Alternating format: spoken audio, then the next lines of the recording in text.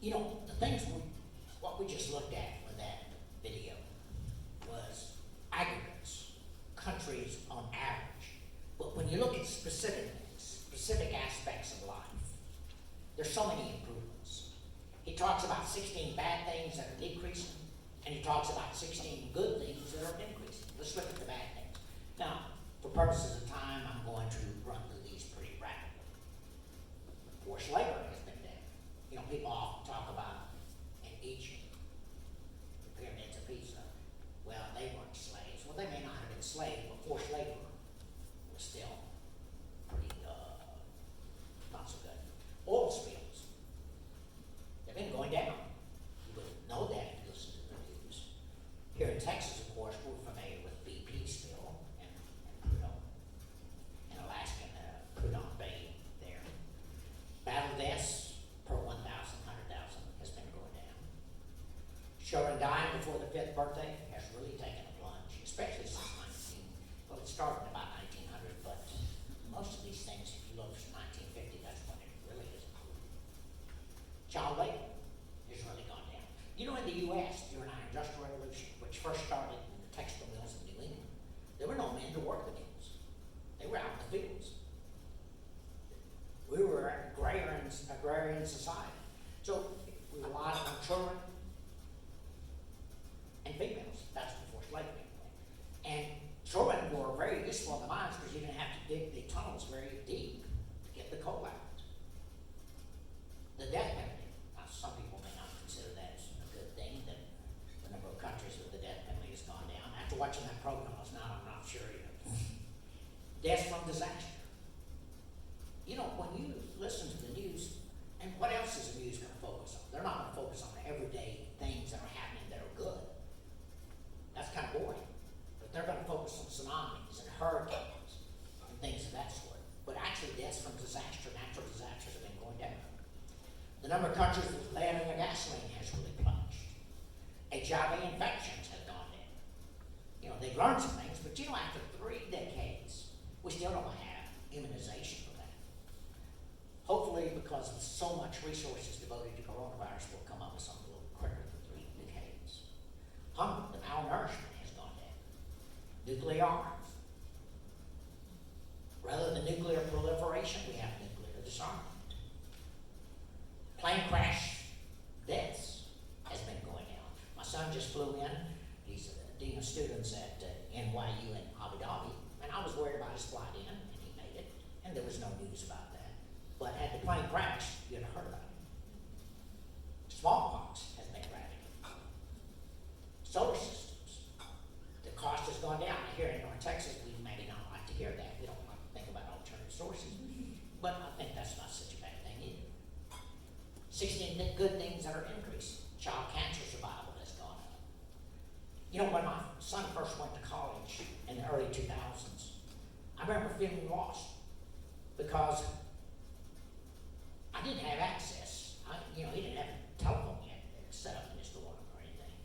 So I lost access to it. I didn't have a mobile phone. Today, 2 out of every 3 people in the world have a mobile phone. That's quite extraordinary. Electricity coverage. When I grew up, I remember my older brothers, my older siblings, studying under kerosene lines. We didn't have electricity. Not till REA came out and provided electricity in the rural areas did we have. And now, over 85% of the world has electricity. Girls in school. That's quite a new phenomenon. Even in business schools, when I was first teaching at the University of Oklahoma and teaching economics, which was in the business school there, you didn't see that many girls in business or in school, period. Harvest shields, because of the Green Revolution, probably have as much to do with research at Texas A&M. Harvest shields have really gone up through the Green Revolution. Immunization has increased. Connectivity today is over 50%. Here in Wichita Falls, it's a little bit over 20%. But still, that's quite an amazing expansion. Literacy has really gone up. People with protected water sources has gone up. Women's right to vote. You know, out of the 194 countries, 193 allow it. I wished I knew what country it was that didn't allow it, but I didn't do enough research